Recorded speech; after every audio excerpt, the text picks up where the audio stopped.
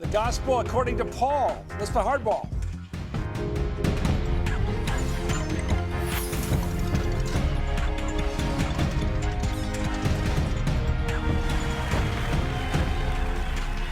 Good evening, I'm Chris Matthews in Charlotte, North Carolina. If you hated the war with Iraq, if you believe we've been led into too many Mideast wars, too many so-called regime changes, Senator Rand Paul is, as far as Republican candidates for president go, the only game in town. There is a good chunk of the Republican Party who thinks that we should think before we act, that war is not always the answer, that war may be the last resort, not the first resort, that we have to defend ourselves, we have to have a strong national defense, but that sometimes we've intervened in the Middle East, and sometimes we've had unintended consequences. Notice he stopped with that. In the upcoming interview, he suggested Hillary Clinton is more of a hawk than he is. And I'll say this for him, he's also unique on another Republican bugaboo. Evolution. Unlike presidential wannabes like Mike Huckabee, he says that the latest scientific evidence of human life on Earth going back millions of years is fully harmonious with his religious beliefs. Well, earlier today, I sat down with the senator, Senator Paul, who has a new book out, Taking a Stand, it's called. He was campaigning in Rock Hill, South Carolina. Senator, thank you for this. In your book, Taking a Stand, you give a very particular prescription for how we deal with the fight against ISIS. Protect our embassies, our consulates, and then leave the fighting to the Arab states in the region. What happens if that doesn't work and they end up building a caliphate that seems to last? Well, I don't think that's exactly what I said. I don't say we leave it to them. I'm more than willing to be a part of the fight. I think providing air support is reasonable, providing armaments to those who are willing and able to fight. So I would provide armaments to the Kurds as well. In fact, I'd go one step further. I'd promise them a homeland and a state, but I would do it in conjunction with talks with Turkey. It would have to be a three-way discussion. Kurds homeland, but I'd like to get the Turks involved as well. I'd really like to see, and I think the ultimate answer is going to have to be Sunnis that are civilized Sunnis, civilized Islam, rooting out this aberration, because you're never going to, in Mosul, they're never going to tolerate a Shiite garrison. They're also never going to tolerate an American garrison either. We could win the war with our power by going in with 500,000 troops again, but at what cost? And really, the question is, if the people who live there are not willing to fight for it, is there an ultimate victory that we can give them? If the choice comes down to us going in big time with ground troops and winning the war ourselves and leaving the caliphate, what's your choice? Where do you go? I think what we have to do is, if that comes to that, I think what we have to make a decision is when are American interests involved and what does that mean? And sometimes we get too glibly there. We say there's an American interest. That's the conclusion. To me, the beginning of the debate is, what is an American interest, and does it change as circumstances change? I think that we had an American interest in Benghazi. It's one of the things I've faulted Hillary Clinton over. I don't think she did enough job to defend our consulate there. And I think there's an analogy in that there's a consulate in Erbil and in Kurdistan. There's also a large embassy in Baghdad. Those are American interests. If we are going to stay in the region, we're going to have diplomatic outposts there, we have to defend them. The debate, though, should be in Congress, not just in the executive branch. War was very clearly, that power, the initiation of war was given to Congress, not to the president. So I've been asking, and I introduced actually a declaration of war against ISIS. So it's not that I want to do nothing. I want to do it constitutionally, and I really want to do it in a way that will be a lasting victory, and I think that would include Arab boots on the ground. You know, we lost 4 people, good people, over in Benghazi. So somebody left the door open, you could say.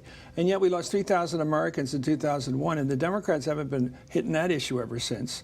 I mean, don't bad things happen? Why does the Republican Party keep banging on the door of Benghazi politically when the Democrats really said, you know, we got hit even though we got warned Bin Laden was going to attack the United States back in 2001. He did. We lost 3,000 people. But you don't hear the Democrats spending the last 14 years talking about it, do you? Well, I think there's an important question. What's the difference? Well, I think there's an important question. I think there's an important analogy, really, between Hussein and toppling Gaddafi. And I think if there's one true thing that we know from the Middle East, is that every time we've toppled a secular dictator, whether it was Hussein or Gaddafi, we have gotten chaos. We've gotten more of the rise of radical Islam. And I believe we are more at risk in Libya, not just the Benghazi thing, but because of Gaddafi being toppled and it being a chaotic, failed state, I think we are more at risk for attacks from Libya. But I'm pretty ecumenical with the blame on this thing. I'm more than willing to say that toppling Hussein made Iraq really essentially and for all purposes right now a failed state. And we are more at risk for attacks from ISIS or others because of Iraq being a failed state. Let me ask you, your book is pretty clear. You say some people are too eager to go to war. And I've watched you over the years, and I think you're very consistent on that. It's almost like they're reading you out of the party. People like Bill Kristol are saying you ought to be at Bernie Sanders or a liberal Democrat. Are they going to get it? Suppose they were. Suppose they're right. Well, here's the Are interesting they right thing. that you're the only really person who's not a hawk in your party Here's that's the running for interesting president? thing. Some of these pundits who know nothing but glory for war, they live inside the Beltway and have not yet been to America. So I invite them to come to Iowa. I invite them to come to New Hampshire. I invite them to come to South Carolina. There was a poll in Iowa a couple of months ago, and it said, do you believe in more intervention, more foreign intervention like John McCain, or less intervention like Rand Paul? It's almost evenly split. There is a good chunk of the Republican Party who thinks that we should think before we act, that war is not always the answer, that war may be the last resort, not the first resort, that we have to defend ourselves, we have to have a strong national defense, but that sometimes we've intervened in the Middle East, and sometimes we've had unintended consequences. And I don't know how you can be an honest, intellectual person to take an approach to the Middle East and not believe that we've gotten some things we didn't really intend to happen. Well, I think the polling shows that you're right. I mean, you're beating Hillary Clinton in a fairly recent poll in Pennsylvania, head-to-head. You're certainly doing best head-to-head with her nationally, and yet everybody else in your party is trying to be a hawk. And you're the only one that says, no, I don't think the American Republican voter, the regular Republican, not a neocon, not somebody who reads the Weekly Standard, but a regular Republican voter is tired of these wars. Right? Yeah, I think people... Well, why does Bill Kristol have all this influence? He hasn't traveled outside the Beltway enough. You know, once he gets outside into the rest of America, where we live, in Kentucky, where those who live in the middle part of America, or really anybody outside of the Beltway, there's a disconnect between the Washington insiders and the rest of us, in both parties, frankly. Yeah. Hillary Clinton is much more hawkish and much more likely to get us involved in another war than most of America, Republican or Democrat. You see this little boomlet for other people out there on the Democrat side? There are people who aren't so eager to believe that Hillary Clinton was right taking us to war in Libya.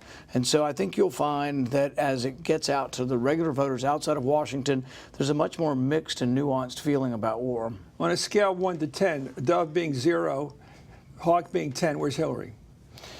You know, I'm not sure exactly. Would she be a 7? Yeah, well, I think what she is I think she's been indiscriminate in the use of force, and I think not thinking. There are people on both sides that are rational, good thinkers. There's Brent Scowcroft. I'm not sure which side of the fence he's a on. realist. There's Brzezinski. Both realists, but maybe one a little more Republican, one a little more Democrat.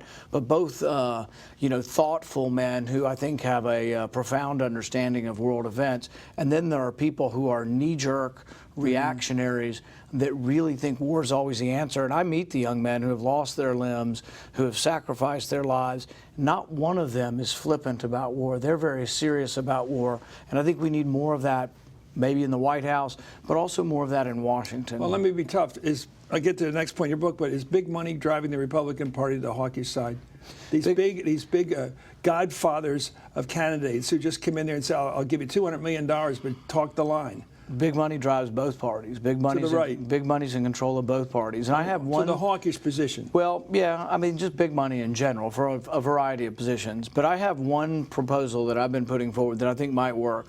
Most of the campaign finance reform has been shot down as in defiance of the First Amendment. There's another way that you could go about this that I don't think would defy the First Amendment at all. What I would do is say that anybody who does business with government, I would write into their contract limitations on their influences of elections. Giving, lobbying, you name it. You could have anything because it would be voluntary. If you get $1 billion contract from government, you're going to provide something for government, you should maybe not be allowed to lobby. Maybe you shouldn't be allowed to give at all. Maybe we should regulate your top 20 officers. But you could do it by making it part of the contract. They would voluntarily accept these restrictions. They would not be mandates.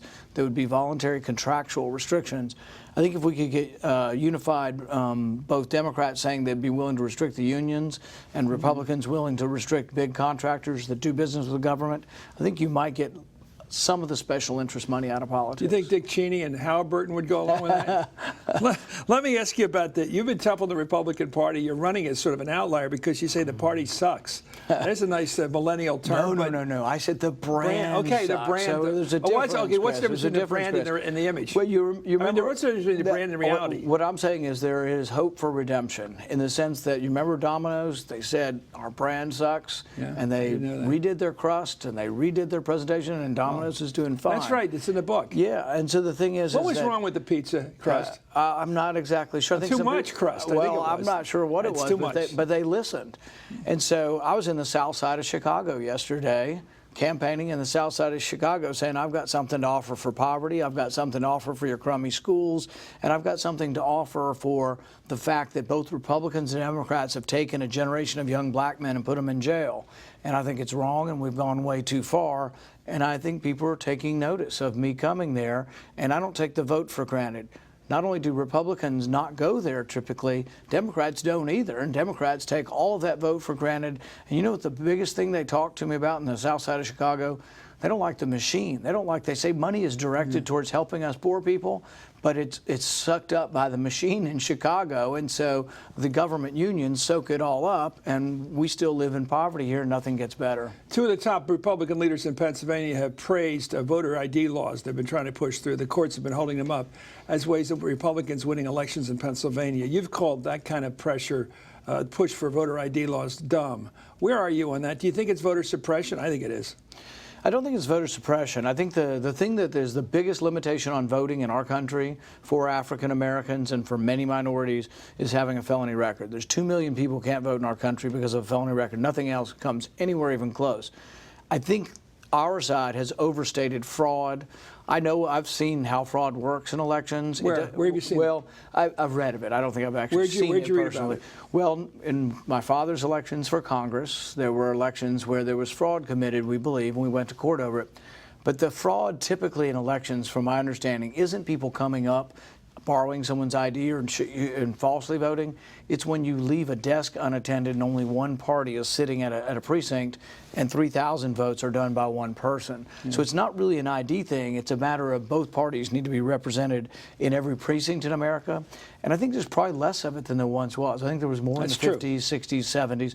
So I don't think fraud's It's very hard to going up. find a Republican precinct worker in some places in big cities. But I also wonder, would you like to push for voter ID requirements or not? Right. Yes or no? Where are you on that? Well, it gets complicated because I've made answers and then people misinterpret it. So I want to be clear how I answer the question. I'm not against people showing their driver's license. I show my driver's license. States have every right to make sure the elections are not fraudulent.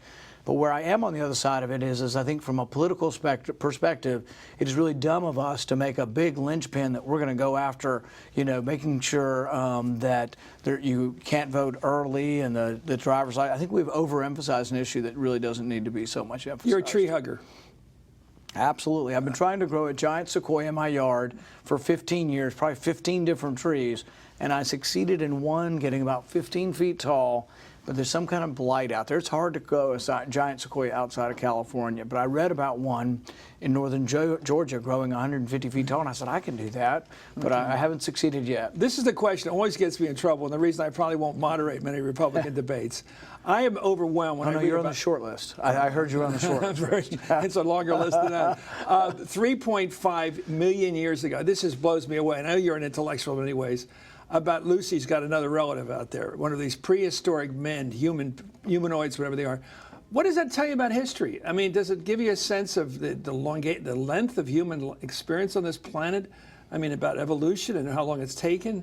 I'm blown away by it. And apparently, the big animals were 16 million years. What do those things mean to you, those numbers? One of my favorite depictions of evolution was a pizza place in Atlanta, Fellini's, I think, and they showed, the different evolutionary stages of man, and then the final sort of incarnations of man were like Elvis, Elton John, so that's what we evolved. Are you kind of trying to slip this question? No, Where are you exactly on evolution? Where are you on evolution? Obviously, we evolved. And those millions of years are all part of our history. Well, billions. I mean, the planet's about human 4.5 life. billion years old, and It doesn't offend your religious beliefs to accept the fact there's been human life for millions of years. no, I think that you can see God in a lot of different forms, and I think that it's really harder to argue the contrary, that there was no God involved, sort of whether it's a big bang or some kind of beginning, that we came out of nothing. I think it's harder for the human mind to conceive of coming out of nothingness than it is that there's something behind what we are. Well said. Thank you for your time. Thank you. Again, Senator Paul's book is called Taking a Stand.